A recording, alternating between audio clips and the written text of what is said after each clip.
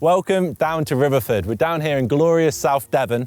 Well, it's not actually glorious, it's been raining all day, but it's just stopped for long enough for us to show you around the polytunnel and show you some of the exciting stuff that we've been growing this season. So if you follow me in, I'll show you some of the squash. Now, squash are some of the most exciting vegetables that we grow, and especially this time of year, so sort of late summer, autumn time, they're ready to pick, they're ready to harvest. We planted them at the earliest summer, so about May. You plant from a little seed, and then 4 months later, you've got all of this stuff to harvest. Now, the great thing about squash is because of the skins, it keeps them nice and safe, so you can just store them at like room temperature. You don't even need to put them in the fridge. And the great thing about this is you can just pick loads, store them, you don't have to worry about it. And then when you want to eat them, you can just pick them off the shelf and cook them, and then you're ready to go. So when you see squash in the UK, very rarely do they look like this. You'll probably recognize this. Now, this is the butternut squash. And the funny thing about that is these don't actually grow in the UK very well at all. The conditions, the climate, the soil are just not quite right. So often when you see a squash like this, it would have come from overseas and it would have been transported to the UK. Here at Riverford, we experiment and we play around a lot with different varieties like this, and we find the ones which grow best in UK conditions. So if you see a field of squash or pumpkins, you'll see they'll all be spread out on the ground. They grow in long vines and the fruits sort of just dangle off them on the ground. But in a polytunnel like this, what we do is we string them up in wires. And this saves space on the ground, and it also makes them very easy to pick, and also they look really cool when you're walking through a polytunnel and you've just got these big bulby squash everywhere. So they come in all different sorts of shapes and sizes. We've got ones like this. Now this is called a red onion squash. I'm sure you can imagine why. And then you get some really weird shaped ones like this one.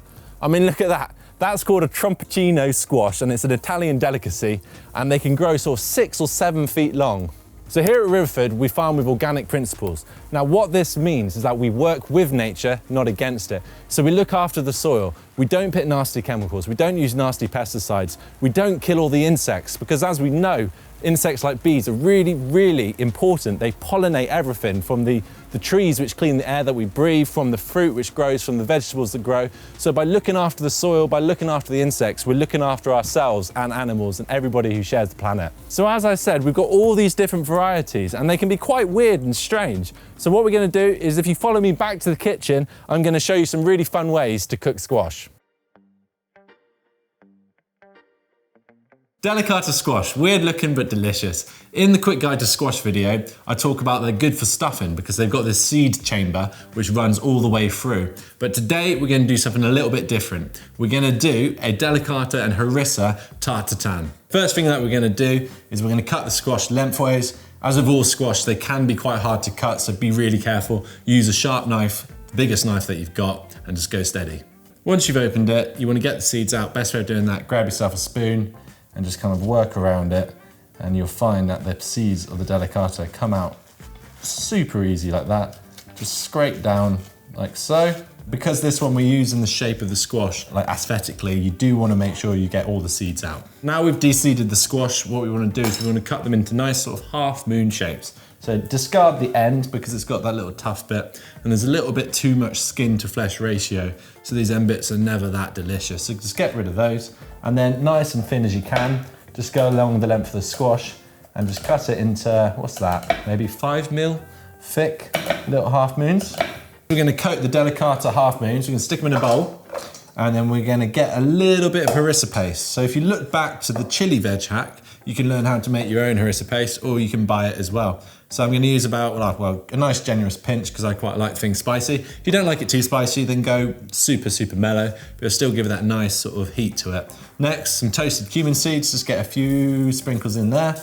And then all you need to do, bit of olive oil, bit of salt and pepper, and just give it a good mix round. Get yourself a Tarte tin or just a cast iron like skillet like this. I like using these because I like the handles, getting them out of the oven. And then you want to arrange your delicata squash in sort of concentric circle round, and then we're going to cover with the pastry. So you can use puff pastry for this. I made a really quick rough puff pastry. The recipe will be online, so feel free to give it a go yourself, or just use shop bought puff pastry. Now we're going to put it in a preheated oven at 180 degrees for about 20-25 minutes, but we're going to keep our eye on it because we really don't want it to burn. I cooked this for about 28 minutes, but you need to keep an eye on it. You don't want to let the pastry burn, and you certainly don't want to bring it out too soon. So you know it's done because it feels quite hard to tap, and it's got a beautiful sort of golden brown color. So to take it off, all you need to do is put your plate on top and then just flip it over. So this is delicious just on its own, but I've sprinkled some feta cheese just to give it that sort of sour creaminess. Ready to go, just cut yourself a nice slice and dig in. I'll have a little dig, shall I? Oh.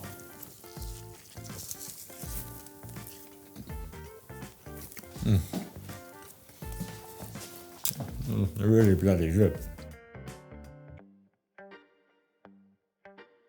Roasting squash isn't anything new, but I'm going to show you a really special way of doing it. It's called Hasselbacking, and what it involves is we'll cut it in half, and then widthways we'll cut slices down, leaving the bottom intact. So what that does is, because you've increased basically the surface area, there's more points for it to caramelize and crisp up. So instead of just having like one roasted bit of squash, you've got all these lovely crispy individual little bits. This works with squashes of all different sizes. Obviously, if you're doing it for a lot of people, use a big one. It's just me and director James today, and we're not that hungry, so we're just gonna do a little one. First thing what you want to do is you want to cut it lengthways. Try to get it as even as possible, because we're going to cook both halves, and if one side is a lot bigger than the other, then it's not going to cook very evenly. Cutting any squashes, you want to get yourself the sharpest knife. A nice big heavy one would do. This won't work if you've only got a little paring knife, so get the biggest chopper you've got, make sure it's nice and sharp, and be really careful because the skin can be quite hard. Chop it nice and evenly down the middle, and when you're cutting through the stalk, you often have to give it a bit of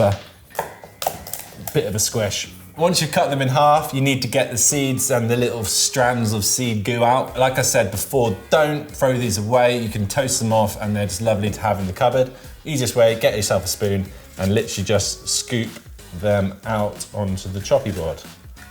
Like so. Don't worry, you don't have to be too precious if there's any little fronds remaining. I mean, it's all edible, it's all squash at the end of the day, isn't it? But it just looks a little bit nicer if you do get all the little gubbins out. There you go. So to Hasselhoff a squash, what you want to do is get your knife. We're going to be cutting it widthways down.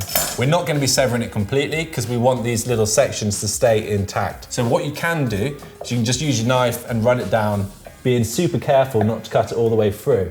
But this is actually easier said than done, and it's really easy to cut all the way through. So nice little trick. You get yourself a pair of chopsticks, put one either side, then when you slice down with the knife, it hits the chopsticks and it stops it severing, so it's a really sort of easy way to do it. The thinner the slices are, the more crispy it will go, but you want to kind of strike a balance. If you try and do it too thin, you'll be there all day and you'll probably mess up and actually cut through it a little bit too much. So I'm doing them about sort of 2 or 3 millimeters thick, basically as thin as you can get without worrying too much about it.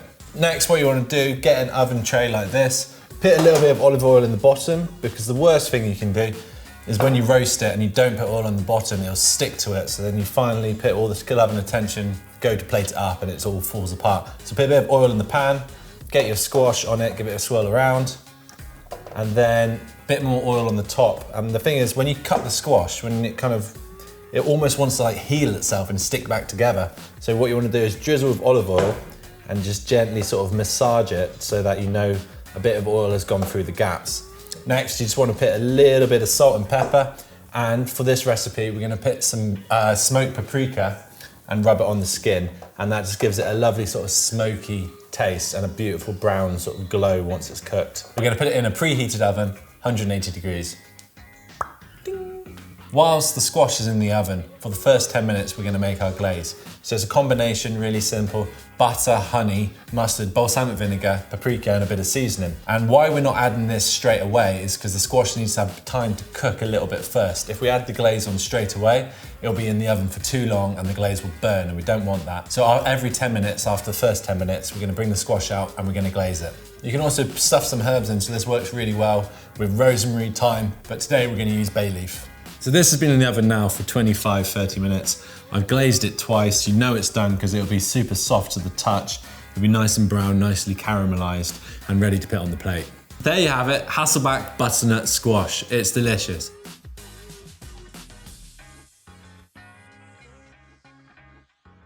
So the Crown Prince squash, as mentioned in our quick guide to squash video, is probably, well, I'm not going to say the most superior because all squash are delicious, but it's maybe my favourite squash. It's got sort of a deep, nutty taste. The ratio of flesh to the cavity in the middle is really good, so you get a lot of sort of squash for your buck. They are really hard to cut, but I'll show you an easy way of doing it. which lends itself really well to the recipe I'm gonna show you today. So we're gonna cut it into steaks and then we're gonna griddle it off to get that nice sort of smoky flavor imparted into it. Then we're gonna finish it in the oven with a spice rub and then serve it on top of a warm hummus. To cut these open is not the easiest thing in the world because the skin is really, really tough and the stalk itself is, well, it's kind of like wood really. So you don't wanna waste your time, your effort and your strength and blunting your knife trying to cut through that.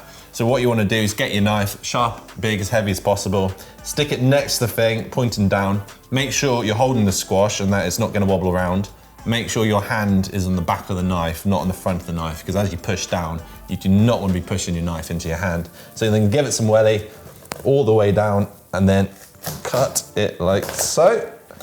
And then to do the segments, do that again. And easy as that, you get a lovely section of squash ready to go.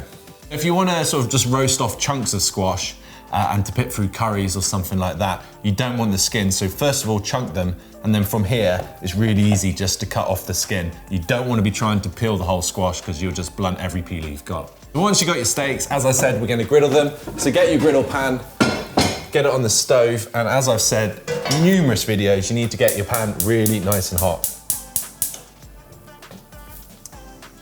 Whilst we're waiting for the pan to heat up, we're gonna make a quick spice mix. I've got some paprika, I've got some ground fennel seeds, and I've got some toasted cumin seeds. Now I'm leaving them whole because I like a little bit of crunch when I bite into them and I like that sort of burst of cumin flavor. Get them in a roasting tin, add a bit of olive oil, and what we're gonna do is once we've charred off the squash, we're gonna transfer them to the roasting tin and then finish them off in the oven to make sure they're nice and soft and well cooked all the way through. Get your squash and get them on the pan. Make sure that they're nice and flat on the pan and just let them do the thing. Don't move them because we want the nice char lines. We really want the char to impact that smoky flavor throughout the sort of piece. If we move it around too much, we're just gonna get these superficial char lines which are not really gonna do much for the flavor. After 4 to 5 minutes, give them a turn and you should see, yeah, beautiful, lovely char lines. And you want the same on the other side, so just carefully place them down. Use tongs or just your fingers, but be very careful because they are hot, and just get them charring on the other side. So once they're charred on both sides, we need to get them into our spice mix, so the olive oil and the spices in the pan. The reason why we're doing this now is if we put this on before, we put it on the griddle pan, we'll just burn the spices and get a really sort of bitter, horrible taste. So it's much better to add it just before you put it in the oven. So you want to coat each side nicely, like so.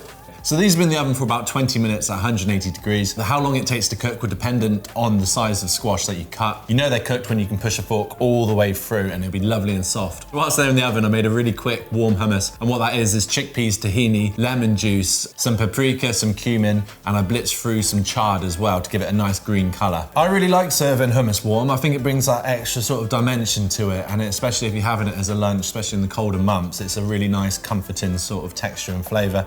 So whack it on the plate and then just use that as a base to then balance your nice looking pieces of squash upon. It's a really pretty plate of food. I think you've got the green hummus, you've got the deep orange, you've got the char marks on it. It makes a great light sort of autumnal lunch. Smother the squash in the hummus and just eat around the skin. So I really hope you enjoyed that, watching those cooking videos. Maybe it's inspired you to try something like that at home. Now remember, when you get interested in food and vegetables, you actually start to learn and appreciate the impact you're having on the environment. If this interests you, then look us up on Google, find us on YouTube, subscribe to our videos, where we've got loads of stories about farming and food for you to enjoy.